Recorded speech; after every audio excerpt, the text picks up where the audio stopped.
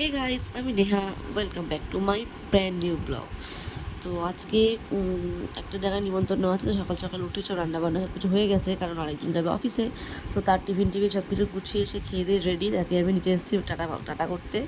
তো এরপর ও বেরিয়ে গেলে তারপর আর কোনো কাজ সেরকম নেই, রান্নাবান্না যা ছিল হয়েই গেছে টুকটাক। তোমাদের বললামই যে আজকে একটা নিমন্ত্রণ আছে। মাঝখানে নায়িকা থেকে একটা পার্সেল এসেছিলো, ওটা একটু ওপেন করে নিলাম, নিয়ে একটা ভিডিও বানিয়ে নিলাম যে কেমন এসেছে। সেটা বেশ ভালোই এসেছিলো। তো তারপর দেখো আমি রেডি হয়ে নিয়েছি। তো আজকে যাওয়া হচ্ছে একটা স্বাদের নিমন্ত্রণ আছে, তো সেখানেই। তো আমি একটা শাড়ি পরে নিয়েছি আজকে, অনেক দিন পর শাড়ি পরলাম।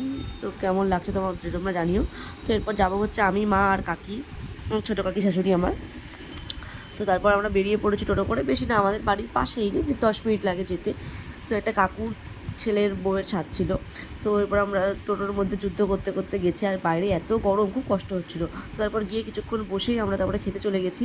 তো খাওয়া আমি কাকির ভিডিও তুলে করছিলাম। তার দিকে খাবার পড়ে গেছে ডাল, ভেজ ডাল, ঝুরি আলু ভাজা।